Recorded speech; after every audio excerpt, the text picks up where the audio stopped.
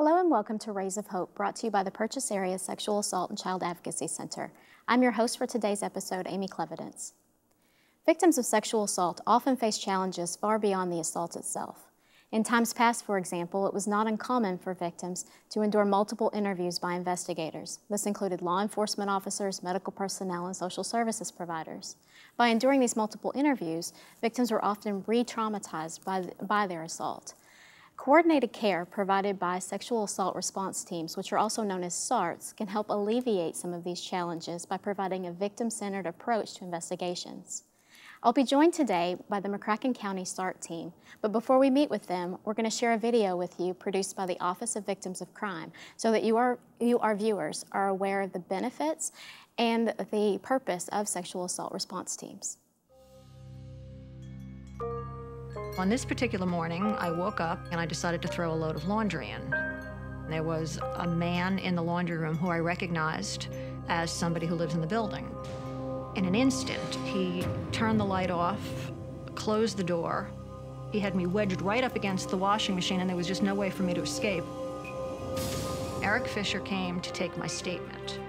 And just right from the beginning, I just felt very much at ease with him. I said, I'm gonna be here for you. And I'm gonna get you through this, and we're gonna get through this together.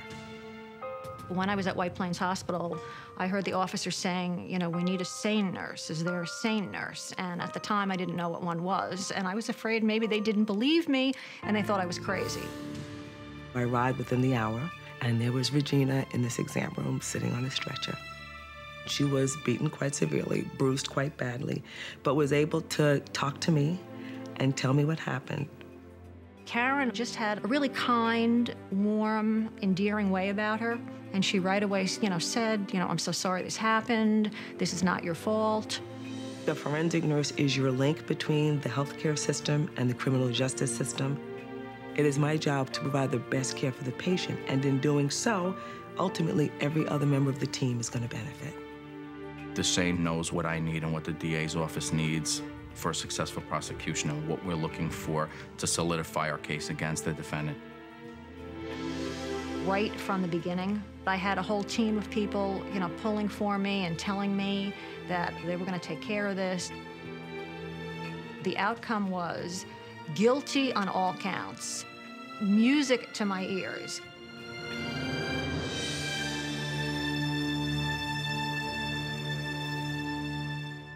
When I started the model here in Minneapolis in '77, the norm across the country was to not call an advocate automatically. It was really a dark time for victims. There was no predictability about how a victim would be treated, how the medical exam would proceed. That's where the outrage started with victim advocates and medical professionals that we can do better than this.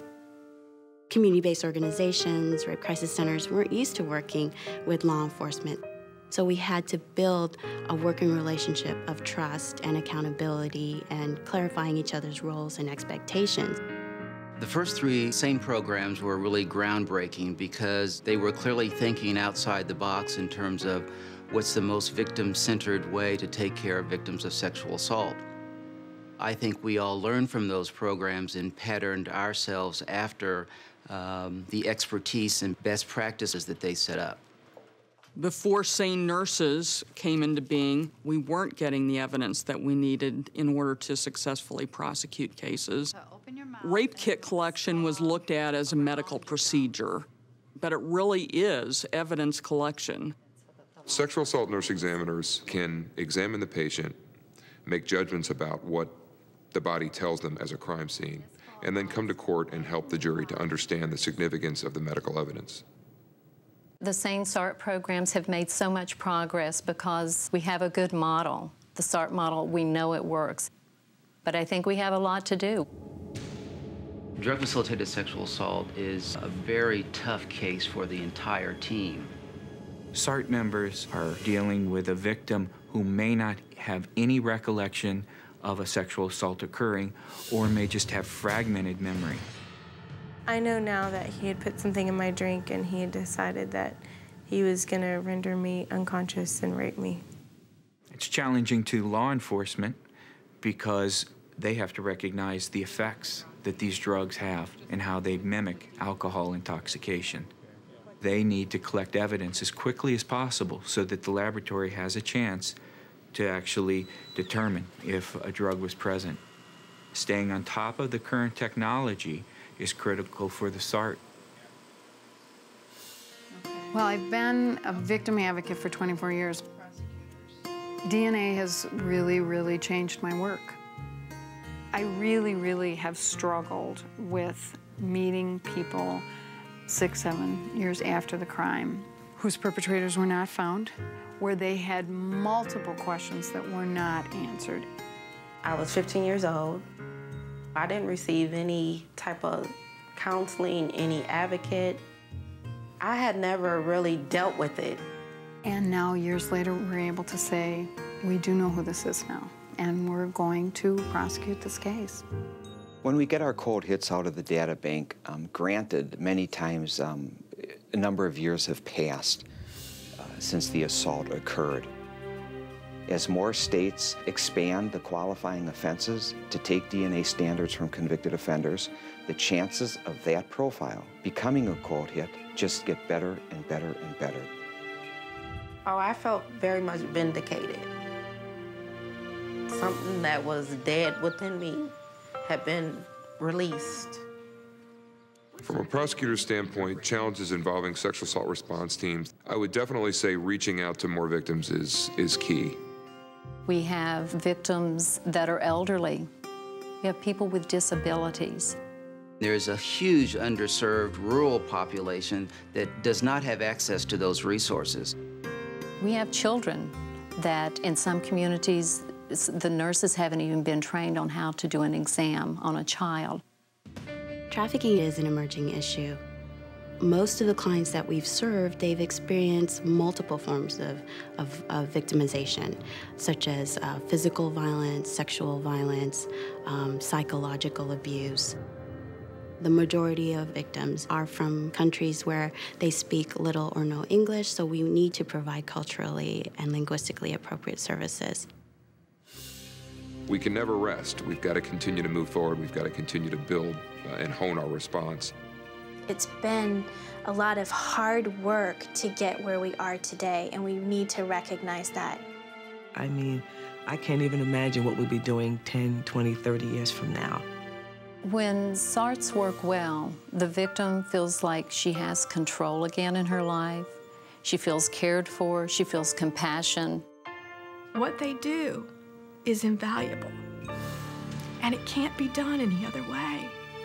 My hope is that we would have sexual assault resources available to any victim of sexual assault in a victim-centered way, 24 hours a day, 7 days a week, 365 days a year.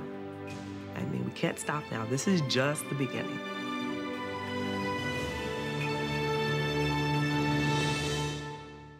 I'm joined now by Amanda Harris. Amanda is the service coordinator for PASAC. Among many of her responsibilities, she helps coordinate these first responders like those you saw in the film. And she also has a specific development area of SART here in McCracken County. Amanda, thank you for joining us today. I'd like to ask, I know that the Kentucky Association of Sexual Assault Programs, our state coalition, has set a very specific focus area for rape crisis centers across the state, that focus area being SART development. Can you tell me more about that? Yes, Amy. The Kentucky Association of Sexual Assault Programs has a SART development committee that meets regularly in Frankfort. And that committee is staffed by rape crisis center staff from all across the state. So currently they're gathering information to determine what needs have been identified and then what collaborative services already exist statewide. Their ultimate goal is to create a victim-centered response that's consistent from case to case. So when coordinated correctly, the law enforcement, medical, and advocate responses should all be predictable. Fantastic. Where's McCracken County with the development of such a SART? Well, I'm excited to say that McCracken County has a developing SART team that's currently meeting monthly. So the activities that are taking place right here in McCracken County are providing a great deal of information to that committee at the statewide level so that they can utilize that information while they create a model for SARTs to be used across the state. Our team here in McCracken County is comprised of team members from law enforcement, the medical professionals, volunteer advocates, and service providers as well. How were cases here in McCracken County, how were they investigated prior to the development of your SART team? I mean, it sounds like this is rather new. It is, and on the surface, you may not be able to see a difference in the way those cases were handled before and after the development of the SART team, because our advocates still show up at the hospital to provide victims with support and information. Our ER personnel is still meeting the victim's medical needs, and then we still have law enforcement officers who conduct the investigation with the victim when they choose to report to law enforcement. The big difference is in how those three professionals work together now. So in the past, each professional met separately with the victim to obtain the information that they needed to do their specific jobs. But now, and that often meant that victims had to retell their story multiple times, which, as you stated before, can lead to re-victimization, so to victimization beyond that initial trauma. So, and it wasn't really clear who did what and why, which also kind of gave us an opportunity, if we weren't careful, to create conflicts between professionals, kind of turf wars, if you will. So now our SART team aims to build working relationships between those professionals. It builds trust between members of the team and defines our roles clearly in the response process. And we are able to hold each other accountable while also helping each other obtain the information that we need to assist the victims. And as you saw in the video, this unified approach can help restore a sense of control in those victims because they're able to see that they're surrounded by a team who's working together to meet their needs. Fantastic. I understand that KSAP, as part of this focus area, has really encouraged SART teams as they're developing to engage with their community. What would you want the community to know about the SART? Well, first and foremost, we would want your viewers just to know that we have a team and that we operate as a team. It's important for us to use to leverage those opportunities to reach out into the community, just to educate the community about what to do if they were to find themselves in the situation of being a victim of sexual assault. What we know is that in Kentucky, 1 in 9 women and 1 in 33 men have reported that they were a victim of either an attempted or completed rape. So we know that many people in our community are affected by sexual violence. But the FBI reports that as few as 1 in 20 actually seek assistance. So there are many reasons for that. It could be fear, shame, embarrassment, just a worry that they won't be believed. But then another factor could just be a lack of information, so that they don't know what to do when they find themselves in that situation. So what we would want victims to know is that it's important right after the assault that they report to their local emergency room. Don't change, don't bathe, eat or drink beforehand, because quite frankly, the survivor's body in that case is a crime scene. So we would ask that they don't do anything to alter that. And then when they get to the hospital, there will be 2 exams done. The first is just to make sure that they don't have any physical injuries. So to make sure that physically they're okay and don't have any injuries that need treatment. The second exam is a forensic exam. So the purpose of that exam is to collect evidence. This could be evidence like bodily fluids, hair samples, even blood samples to test for any drugs the perpetrator may have used. And so timeliness is really critical in that case, because the more time that passes between the assault and the forensic exam, the less there is to collect, because we know that drugs pass through the system, evidence, DNA can be washed away. So it's important, again, for people to know that if they were to find themselves in that situation, that reporting to the local emergency room is the important first step. You've mentioned the medical aspect. I've read that in 2/3 of all rape cases, the perpetrator is known to the victim. And I think prior to getting involved with PASAC, my first assumption would be that if I go to an emergency room, law enforcement's going to be called. And while as an advocate, I certainly encourage law enforcement to be called, because of that relationship, that victim-perpetrator relationship, folks may be reluctant to go to a hospital because they're fearful of retribution for the law enforcement to get involved. Can you address what happens at the hospital with regard to notification to law entities? Yes. With the exception of our mandated reporting, victims are the ones to make that decision, whether to report to law enforcement. And certainly because of many of the things that we talked about before, the fear, shame, embarrassment, also fear of retribution, they may not want to report to law enforcement. And as you said, we advocate for that, but we understand the reasons that they may not choose to. So there has been a federal law enacted in 2005 that kind of addresses those concerns. So now victims have the decision, the choice, to show up at the hospital and have that forensic exam completed without reporting to law enforcement. So what happens in those cases is the hospital will keep that kit, that evidence, in secure storage for up to 90 days. And that gives the victim 90 days to think about, to have time to make that decision about whether they want to report. If they then decide to report to law enforcement, then that kit with evidence will be released to the law enforcement officer. So the main benefit then is that someone doesn't have to feel pressured to make that decision, but should they come to that later down the road, everything that would have been reported at the time of the assault is collected and preserved and ready to go. That's true, because often we do see victims who may wait several days before deciding to report to the hospital, which poses a challenge because by the time that they show up to the hospital, there may be little to no forensic evidence that can be collected. So this gives them the opportunity to show up at the emergency room right away, but hold off on that decision to report to law enforcement. Thank you. We're going to take a quick break, and when we return, we'll be joined by additional members of the SART team who are going to talk about how their collaborative efforts are improving investigations here in McCracken County. Welcome back. We're joined now with additional members from the McCracken County SART, and I'd like to take a moment to have them introduce themselves. My name is Grace Stewart. I'm an assistant county attorney here in McCracken County, and I handle anything involving domestic violence related cases, including the misdemeanor sexual assault cases. And I'm Brian Kruger. I'm a captain with the police department here in Paducah. And some of my duties include management and oversight of the investigators that routinely conduct investigations of these types of offenses. Thank you both for being with us today.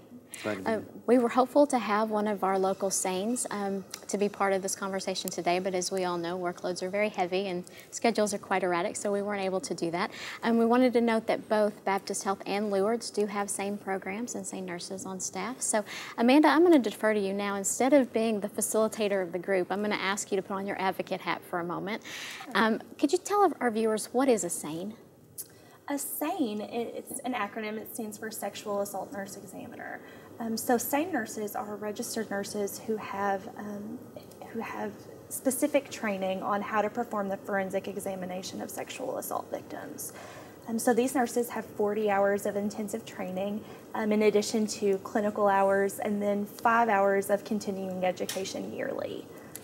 When a victim responds to a hospital, we mentioned here in McCracken County, both hospitals have SANEs, but that doesn't necessarily mean that a SANE's going to be on staff at the time that they report.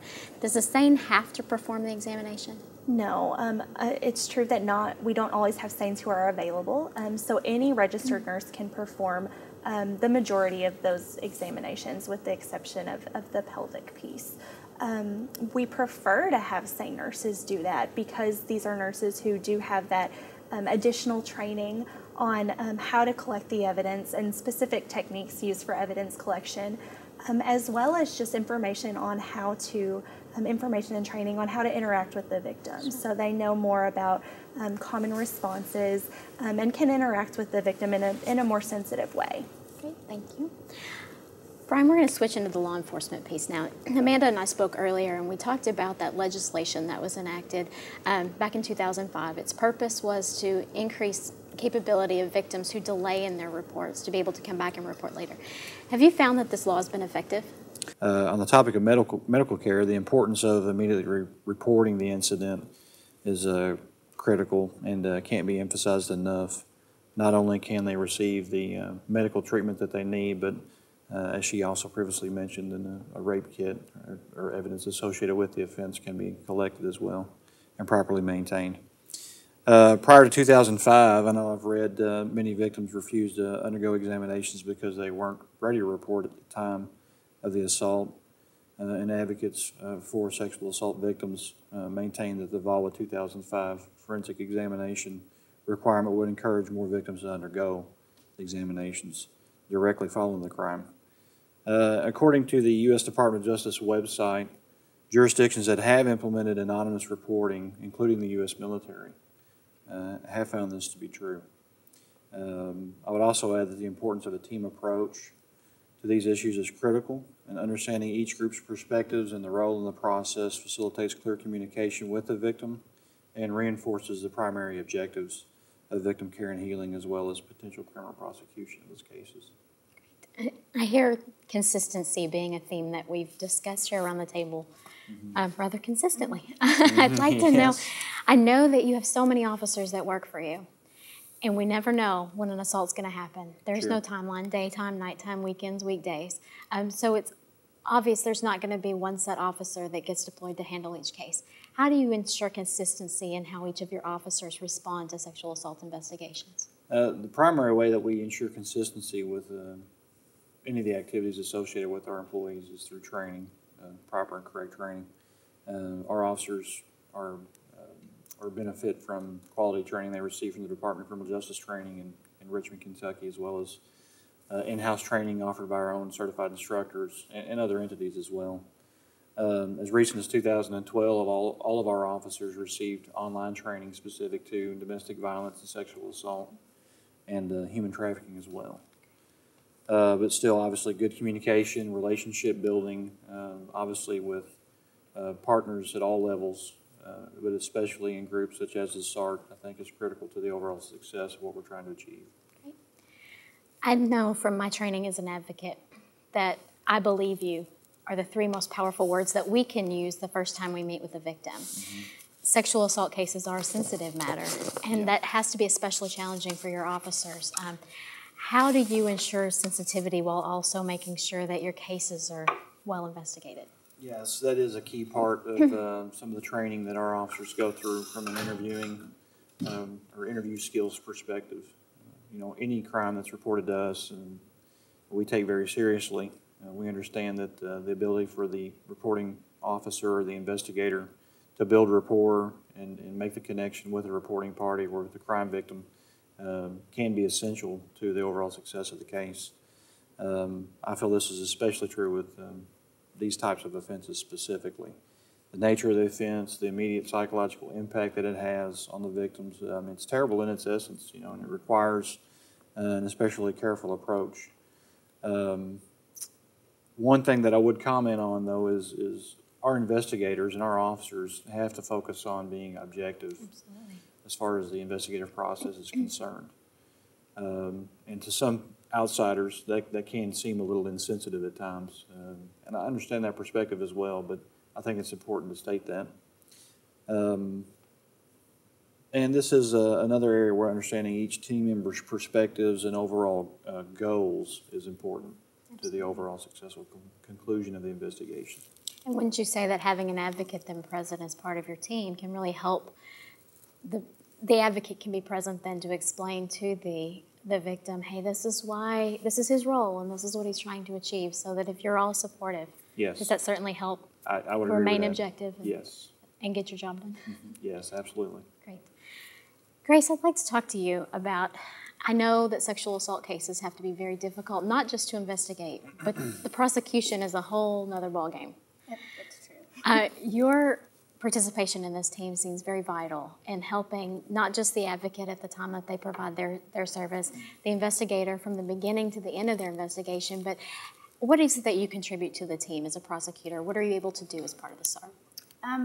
Being a representative of the prosecution, I can kind of come in and you know, talk about the position as a prosecutor, which is kind of the culmination of all the different portions of a SART team. The connection with the victim first by an advocate, which is very important in a sensitive case like a sexual assault case. Maintaining that connection is important for the prosecution, because if you don't have a trust if you don't have the honesty and the openness and the ability to get information from the victim and build that relationship, then it's hard to go forward with the prosecution. Using law enforcement who have the investigative skills and have collected evidence and the information from the SANE nurses, just helping the team realize how each of those pieces fit together to build a successful prosecution, helping them understand the importance of the training for both law enforcement in terms of any methodology that they might use, or for the SANE nurses in order to be able to utilize that evidence that is collected and so important to prove a case in a potential trial when it comes. Wonderful. I'd like to ask you as the team, and certainly, Grace, please weigh in here. We're learning a lot as we're working together. What's next for your team? Well, soon the McCracken County SART will begin doing case reviews in each of our monthly meetings. So these case reviews are going to give us the opportunity to really recognize what are the factors that contribute to a really well-run investigation. It also is going to give us the opportunity to talk about cases that are more challenging and identify service gaps and just better refine the process with the goal of continual improvement. And will that help you then with prosecution, maybe lessons learned from past cases and setting future cases up for success? It will. It'll help kind of figure out what the weaknesses and strengths were of cases that have already kind of begun the process or that have been concluded, and ones that are moving through. Like you said, they're sensitive, they're emotionally charged, often two witnesses, the perpetrator and a victim, and then collection of the evidence. So having these case reviews will help us all kind of see the pieces, see where we can improve in each case, and move forward for prosecution.